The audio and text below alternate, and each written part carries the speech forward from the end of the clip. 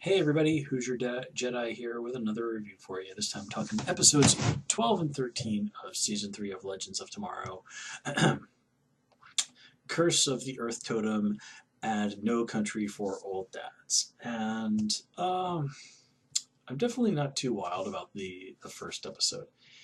This just kind of felt like another episode where Legends is just painfully at times in love with its own unique sense of humor. I mean, it's not that there weren't some nice moments, and all of that, but just really wasn't feeling it. And the whole, Blackbeard's a wuss, and Mick Mick this is one of those episodes where Mick really should have had the chance to shine. Like the criminal stuff and all of this. This is really where his element is. This is one of the things that he uniquely brings to the table. But we don't really get to see that. And the idea that, let's have a Maya act like a pirate in order to loosen up. It's just like, really? Really? And again, Blackbeard is somebody whose life I know a little bit about. I mean, not a huge amount, but just looking at this and then comparing to what I know from real history, it's kind of irksome that it just really just sort of feels like a few things were name checked, like his ship, Queen Anne's Revenge. I mean, the only really thing that really kind of got my interest this episode was Ray, shooting Damien Dark's daughter with that gun, and then feeling guilty about it and coming back and helping her, and then of course immediately being captured by Damien Dark. I mean, it did seem a little bit off, kind of like, especially considering that Dark had, cut Oliver a little bit of a break when Oliver saved Nora and his wife's life. Granted, it was sort of like, you know what, I'll give you a week to say goodbye to the people you love, and then I'm going to come and kill you. Although, in all fairness, Ray was the one that put Nora in that situation in the first place. So, okay, I guess that's not totally out of step with Damien Dark. And, this episode is kind of where it really dawned on me why I'm not enjoying Damien Dark on this show as much as I did with Arrow. Dark had his kind of humorous moments, but he always felt like somebody you really needed to take seriously.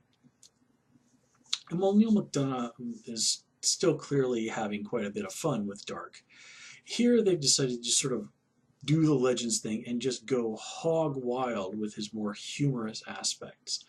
And while it certainly is amusing at times, the whole bit, like particularly his conversation with Ray, where he just said, okay, look, one therapy session doesn't make us friends. I'm still going to kill you when this is over.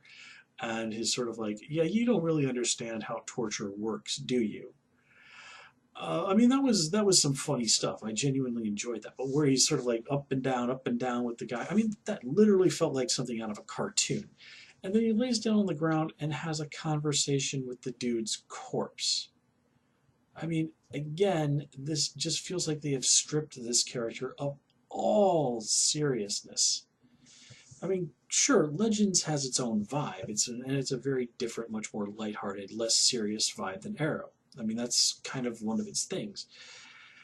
But Damien Dark should still feel like Damien Dark, even if they are somewhat playing up a different aspect of his personality. Here, again, it just seems like they've thrown all the seriousness out the window and are just, again, have turned him into a cartoon.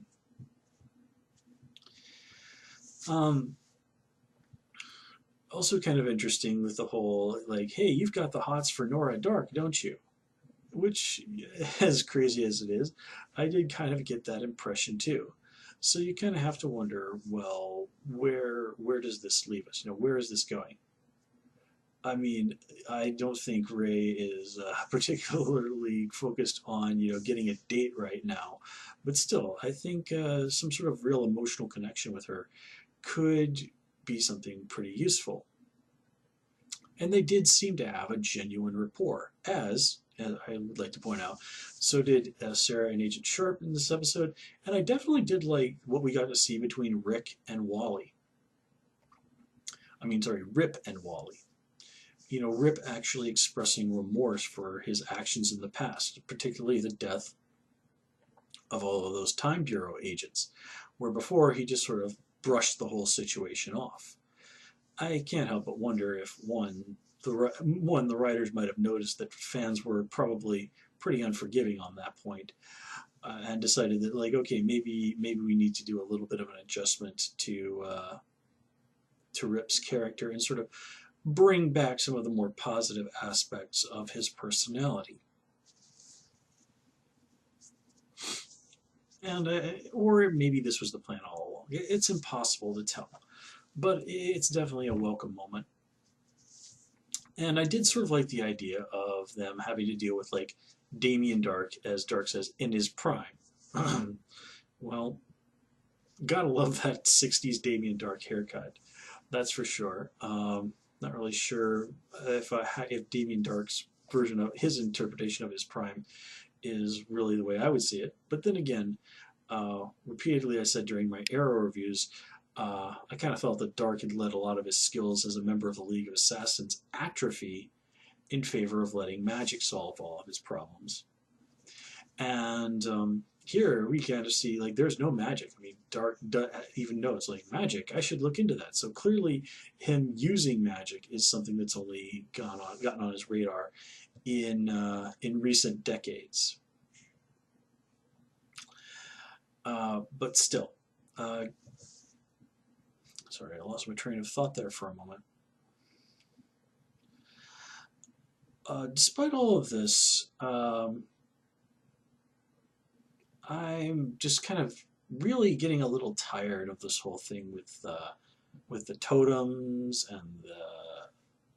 and all of this. I mean, it's just sort of like, okay, let's hustle it along.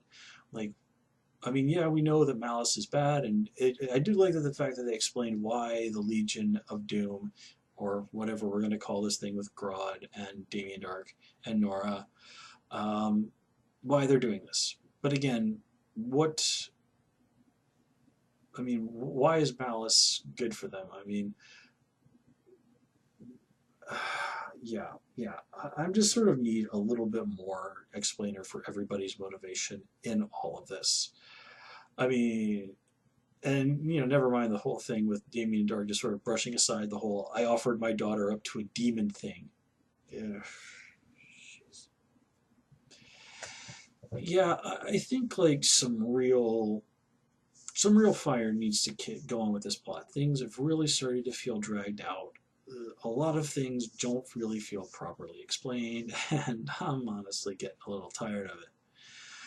Honestly, I'm also, if I'm perfectly truthful with everybody, getting a little tired of reviewing this show.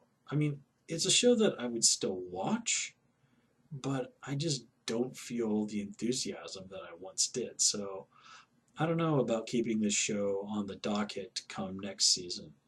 Frankly, I think I'd probably have more fun reviewing Black Lightning, which is a show that I am watching, but just due to time constraints, am not reviewing. So that'll be something to ponder in the future. Anyway, guys, I'm going to call it here. As always, please comment, rate, subscribe. And of course, you can follow me on Twitter @HoosierJedi, and also join me on Tumblr @JediReviewer. Until next time, take care and have a good one.